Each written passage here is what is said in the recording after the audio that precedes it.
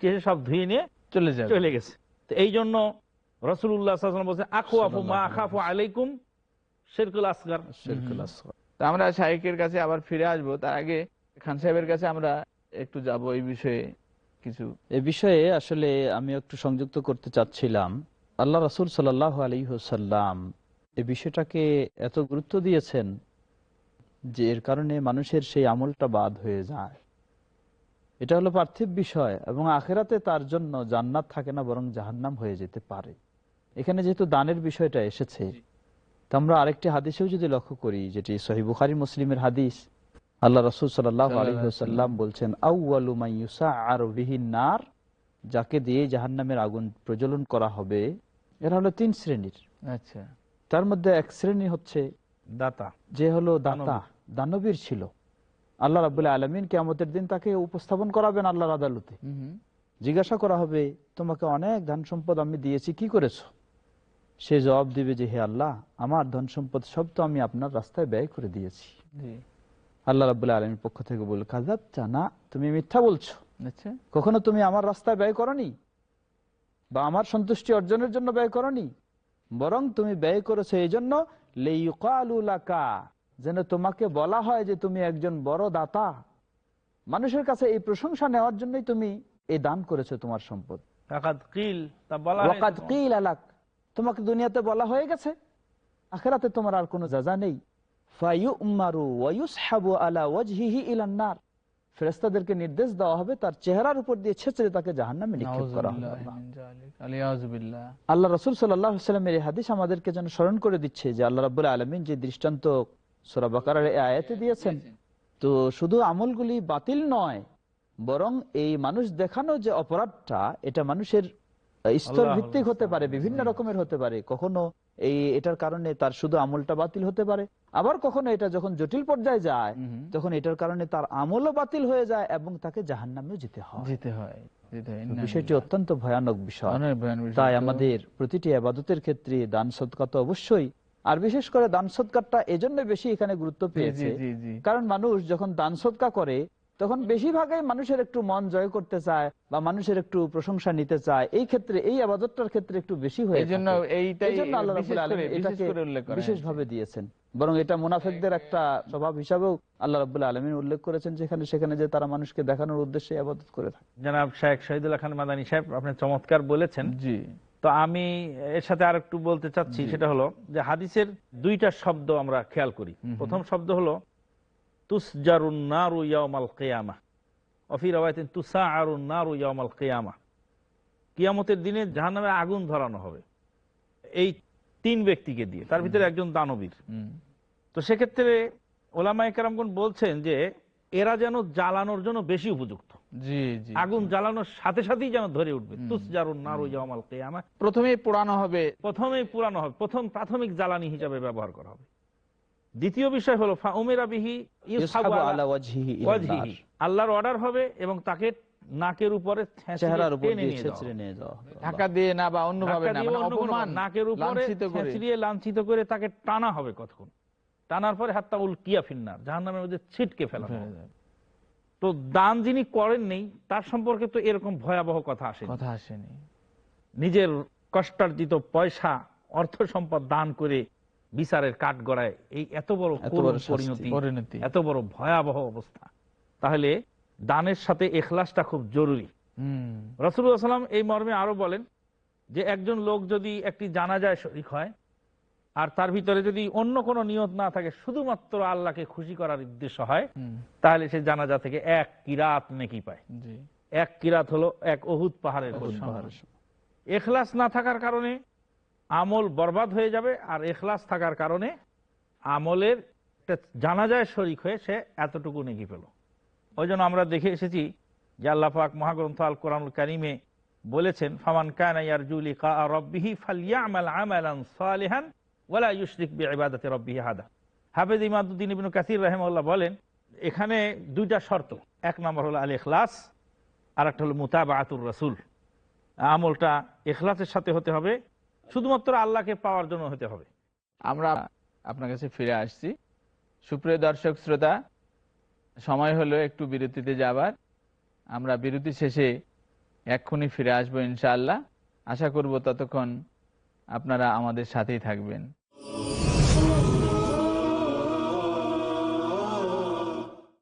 أفغير الله أبتغي حكما وهو الذي أنزل إليكم الكتاب مفصلا والذين آتيناهم الكتاب يعلمون أنه منزل من ربك بالحق فلا تكونن من الممترين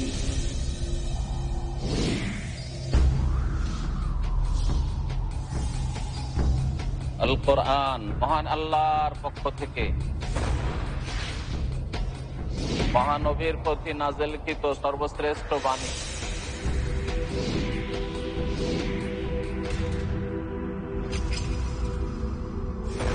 শিরকের বিরুদ্ধে তাওহীদ প্রতিষ্ঠায়, মানবতার কল্যাণে।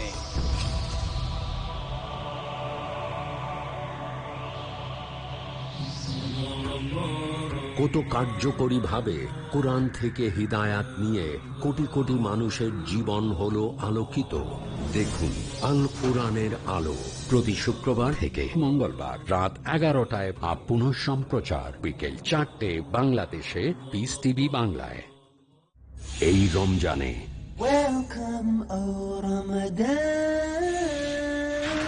রমজান হলো রহমতের মাস। সেহরি, ইফতার, তারাবি, লাইলাতুল কদর, ইতিকাফ, ঈদুল ফিতর, এরকম আরো অনেক কাজ যেগুলো নবী মুহাম্মদ সাল্লাল্লাহু আলাইহি সাল্লাম করেছেন এই পবিত্র রমজান মাসে। আমি থাকবো আপনাদের সাথে এই রমজান মাসের প্রত্যেকটা দিন। রমজান হোক আরো ফলপ্রসূ, আরো বেশি পুরস্কারময়। আমার সাথে থাকুন এই পবিত্র রমজান মাসের প্রত্যেকটা দিন। দেখুন 1 ঘন্টার বিশেষ অনুষ্ঠান রমজান ডক্টর জাকিরের সঙ্গে প্রতিদিন সন্ধ্যা 7টায় ও পুনঃ সম্প্রচার দুপুর 2:30টায় বাংলাদেশে পিস টিভি বাংলায়।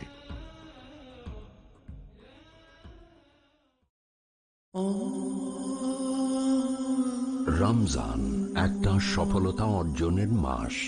12 মাসের মধ্যে শ্রেষ্ঠ নিয়ামতময় বরকতময় একটি মাস, তার নাম রমজান। সিয়াম পালন করতে গিয়ে নিজের দৃষ্টির, নিজের কানের, নিজের মুখের, নিজের অনুভূতির, সমস্ত শরীরের সিয়াম পালন করতে হবে। রমজান মুবারকের সিয়াম সাধনা আমাদের শেখায় নিয়ন্ত্রিত হতে। রোজা একজন মানুষের জীবনকে সরল সঠিক পথের উপরে উঠিয়ে দেয়। যে রমজান পেল অথচ নিজের নামটা জাহান্নামীর তালিকা থেকে বাদ দিয়ে জান্নাতীদের তালিকাভুক্ত করতে পারল না, তার ধ্বংস হোক। আপনার সিয়াম আরো বিশুদ্ধ ও পরিচ্ছন্ন করার জন্য দেখুন রমজানের বিধিবিধান। পরবর্তী অনুষ্ঠান পিস টিভি বাংলায়।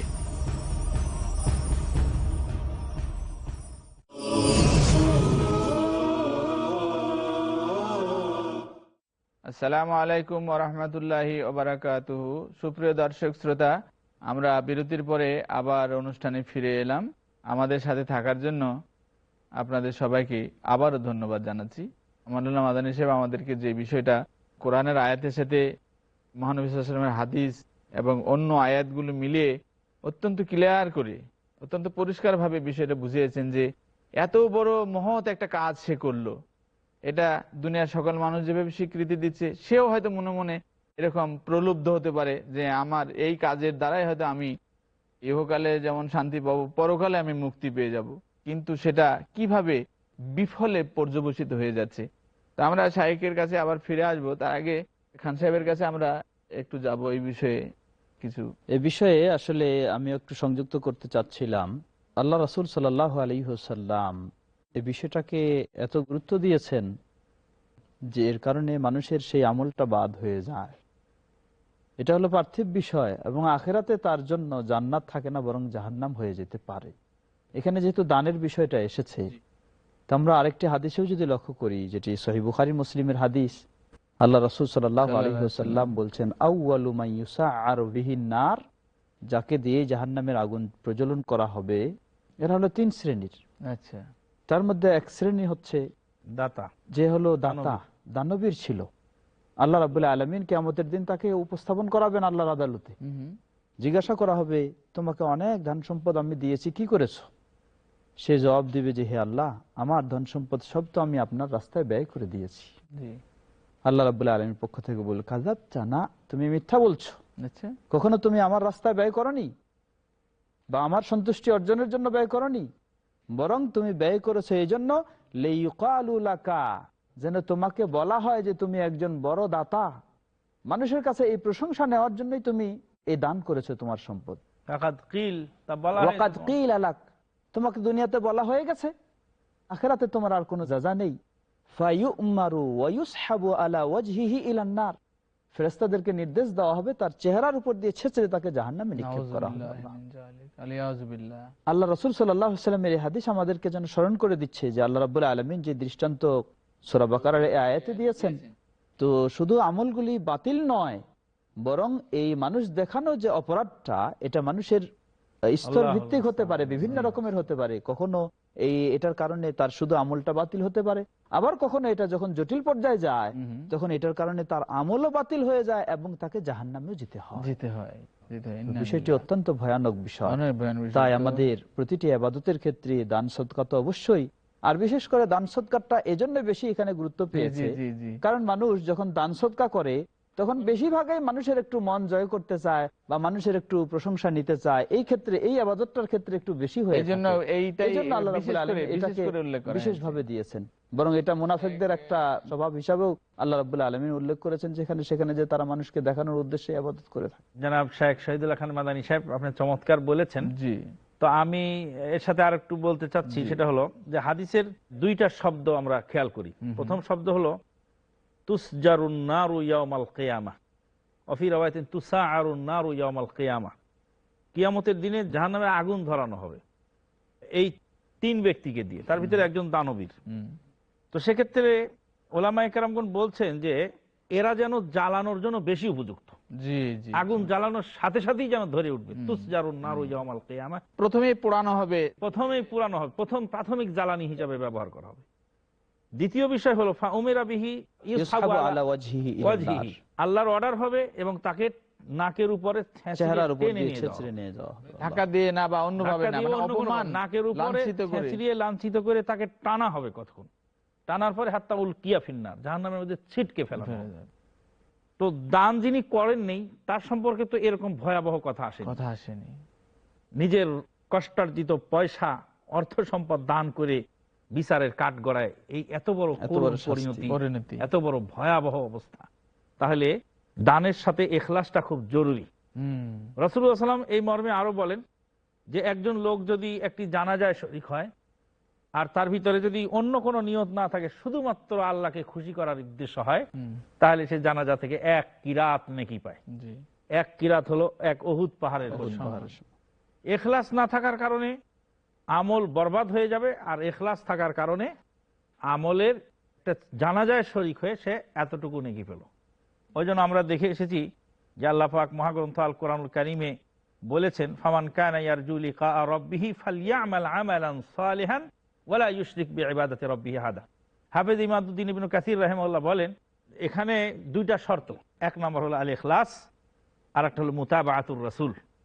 আমলটা ইখলাসের সাথে হতে হবে, শুধুমাত্র আল্লাহকে পাওয়ার জন্য হতে হবে। আমরা আপনার কাছে আবার ফিরে আসবো। তো খান সাহেবকে একটু অনুরোধ করবো যে রিয়ার আলোচনায় আমরা যেরকম হাদিসগুলো উপস্থাপন করা হচ্ছে বা এর সাথে সংশ্লিষ্ট মনে হচ্ছে, শিরকের সাথে একটা কিরকম কাছাকাছি যোগসূত্র বোঝা যাচ্ছে। তো রিয়া করলে যেরকম তার পরিণতি খারাপ, শিরক করলে এরকম পরিণতি খারাপ, এই বিষয়টা একটু কাছাকাছি করে। প্রতিটি ইবাদত করতে হবে আমাদেরকে একমাত্র আল্লাহ সুবহানাহু ওয়া তাআলার সন্তুষ্টির জন্যই। মানুষ তার ইবাদতগুলি সম্পাদনের ক্ষেত্রে সে শিরকে লিপ্ত হয়ে যায়, অনেক সময় সে মনেও করে না হয়তো যে আমি শিরকে লিপ্ত হচ্ছি কি না। যেমন মানুষ দেখানোর উদ্দেশ্যে যদি কেউ ইবাদত করে থাকে তাহলে এটা একটা শিরক। মানুষ দেখানোর বিষয়টাও দুই প্রকার হতে পারে, একটা হলো বড় শিরক, একটা হলো ছোট শিরক। শিরকে আকবার, শিরকে আসগার, বড় ছোট। মানুষ দেখানো আমলটাও দুই ধরনের, দুই শিরকের এর মধ্যে এসে যেতে পারে। যদি কেউ তার এই আমলটা ইসলামের আমলটা, ইসলামের একটা ইবাদত, এটাকে সম্পূর্ণ শুধু মানুষ এর সন্তুষ্টির জন্যই শুধু করে থাকে, তাহলে এটা শিরকে আকবার হয়ে যাবে, বড় শিরক হয়ে যাবে। আর যদি সে আল্লাহরও সন্তুষ্টি রেখেছে উদ্দেশ্য, কিন্তু মানুষও একটু দেখুক, মানুষও একটু শুনুক, মানুষের একটু প্রশংসা পাই, এইটা যদি হয়ে থাকে তাহলে সেটা শিরকে আসগার, ছোট শিরক হবে। আর যদি আল্লাহর সন্তুষ্ট না থাকে, শুধুমাত্র মানুষই আমাকে খুশি হবে, মানুষ আমাকে নির্বাচন করবে, বা মানুষ আমাকে ভোট দেবে, বা মানুষ আমাকে গ্রহণ করবে, মানুষ আমার পক্ষে কথা বলবে, এটাই যদি উদ্দেশ্য থেকে থাকে, জি জি, এটাই যদি উদ্দেশ্য থাকে, তাহলে সেটা শিরকে আকবার হয়ে যাবে। আর যদি শিরকে আকবার বড় শিরক হয়ে যায়, এটি চরম একটা অত্যন্ত ভয়াবহ বিষয়। শিরকের যে সূত্র আমরা বোধহয় এভাবে, আপনার কাছে আমরা এর সাথে সাথে আরেকটা জিনিসও জানতে চাইবো যে রিয়া আর কিবির মানে অহংকার, এই দুইটার মধ্যে সম্পর্কটাও একটু বলবেন। যে শিরকটার যোগসূত্র এমন যে আমি একটা জিনিস দান করলাম, তো এই দানের সওয়াব কে দিবে? আল্লাহ। তো আল্লাহর কাছ থেকে যেটা পাওয়া দরকার ছিল সেটা আবার বান্দার কাছেও আশা করলাম বাহাবা দিবে। যে যেটা আল্লাহর কাছে পাবো, সে আল্লাহর পাওনাটা বান্দার কাছে আশা করলাম। এখানে একটা শিরকের যোগসূত্র এখানে এসে গেল। মানে অপরদিকে যেটা আল্লাহর জন্য হতে হবে সেটা বান্দার জন্য করছি, বান্দার জন্য কয়েকভাবে কিন্তু যোগসূত্রটা চলে আসছে। আর কিবরিয়া যেটা কিবরিয়া হৃদয় নাকি এর আগে আপনি আল কিবরিয়া ও হৃদয় ওয়াল আযামাতু ইজারি, জি, ওর সাথে এই রিয়ার কিবিরের সাথে রিয়ার যে একটা কানেকশন, সেটা হলো যে কিবির যে করে, যে অহংকার করে, সে সবসময় নিজেকে বড় দেখে, জি, বড় দেখে যে আমি অনেক কিছু। তো যে রিয়া, যে মানুষকে দেখানোর চেষ্টা করে, এই দেখো আমি দান করলাম, এই দেখো আমি তোমার উপকার করলাম, জি, এই দেখো আমি ইবাদত করলাম, এই দেখো আমি হজ করে আসলাম। তো এই সে যেন ভিতরে ভিতরে নিজে নিজেই বড় বড় নিজেকে বড় অহংকারী ভাব চলে আসে। এই অহংকারী ভাব আর এই রিয়া, এটার সাথে একটা ওতপ্রোত জড়িত। আর রিয়ার কারণে অনেক সময় অহংকার আসে, রিয়ার কারণে অনেক সময় অহংকার আসে।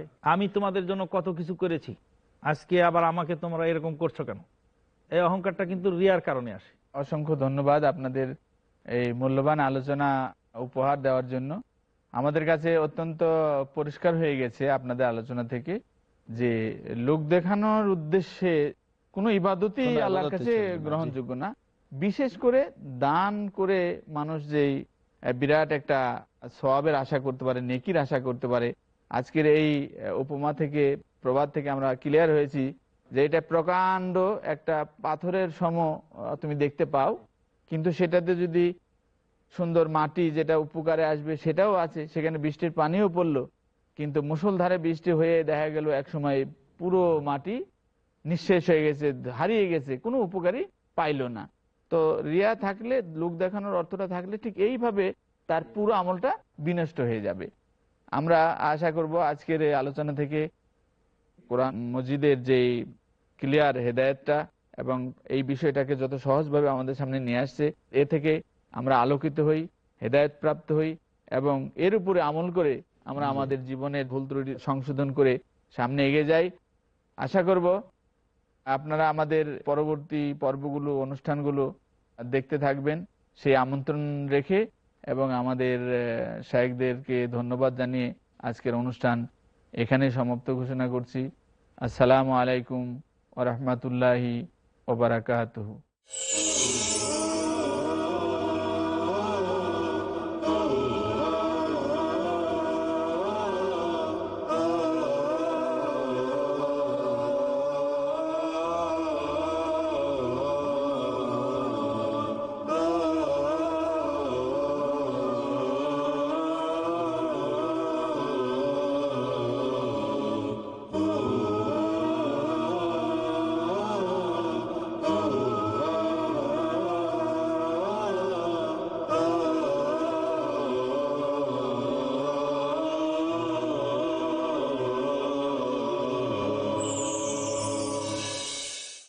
If you have any unanswered questions about comparative religion, why Muslims bow down to the Kaaba? Why does Islam prohibit Muslims to drink alcohol? Why does Islam permit non-veg food? Why are Muslims divided into sects? What is halal? What is jihad? What is kafir? Ask Dr. Zakir. Sir, I am 11 years old. My school mostly is Hinduism, Buddhism and Jainism. What should I do? I am a non-Muslim politician.